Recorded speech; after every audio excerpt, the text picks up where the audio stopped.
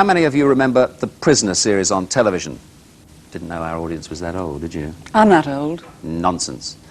But I remember the programme. They called it a cult series. Means nobody understood a word of it. Anyway, it was set in Portmeirion in North Wales. Patrick McGowan was the star, or this dreadful blazer, and it's been giving Bill Buckley ideas.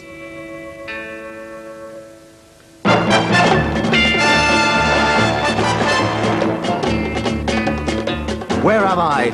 In Portmeirion. Whose side are you on? BBC, of course. What do you want? Information. Well, you better send off for a fact sheet, then. I am not a number. I am a free man. Portmeirion was the location for the cult 60s series The Prisoner, starring Patrick McGowan as number 6, held against his will in the village. Remember how anyone trying to escape was brought to heel by this sinister balloon? I don't know what's going on round here, but I've got to get out. Portmeirion is the realisation of the dream of a man called Clough Williams Ellis to create his own village. After years of searching, he found the perfect spot, bought beautiful buildings, dismantled them and reassembled them here. But even when dreams come true, they don't come cheap, so he made the place a holiday complex. Oh, that was close. Maybe I can hide in here. The rooms in the hotel are rather like the houses in the village. They're all lovely and they have nothing whatever to do with each other. This is the mirror room. This is the library, straight out of an English country house. This is the Indian bar with shutters from a palace in Rajasthan. And I can imagine Blake and Alexis having one of their power lunches in here. The same's true of the bedrooms too. As you can see, this one is very blue, in the nicest possible way, and rather oriental. This one, I suppose, is flowers and birds, and it's probably the most romantic of the lot. Yet, strangely enough, it's got twin beds. The Peacock room has a 4-poster, but it was occupied. The room, I mean. The hotel's not the only place to stay. There are apartments with hotel-type service and full self-catering. It's a place with crazy clashes of architectural style that somehow work. It even inspired Noel Coward to write Blithe Spirit. But if you're still determined to break out and see North Wales, the nicest way is on the Festiniog Railway, which runs from Portmeirion to Blaenau Festiniog.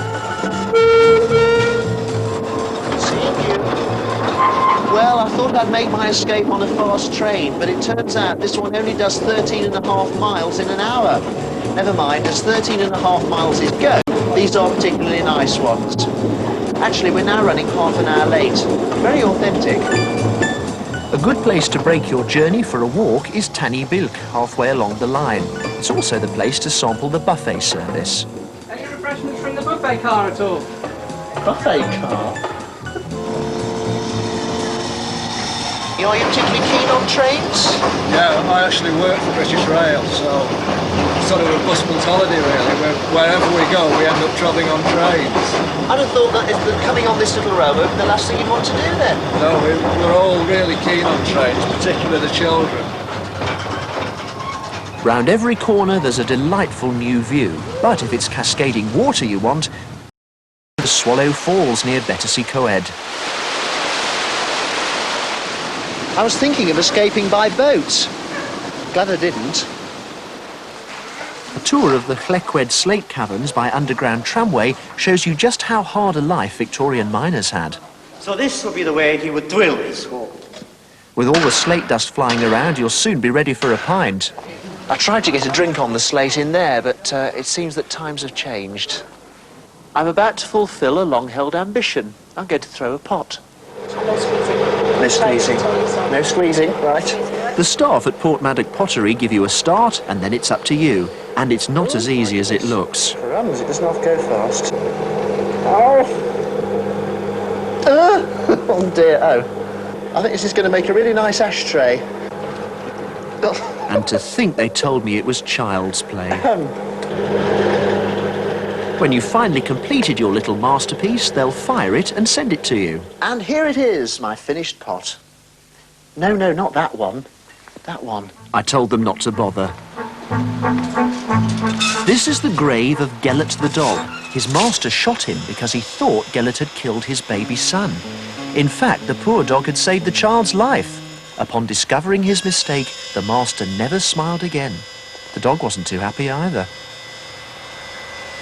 Well, it's a long way to come to see a few stones, but at least it was quite a nice walk. This is Harlech Castle. They'll never find me in here.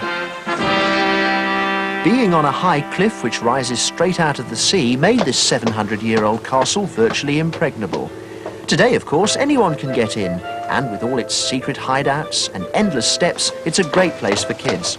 North Wales is full of interesting places, but to my mind, nothing quite compares with Portmeirion. Look at this, the perfect place to hide.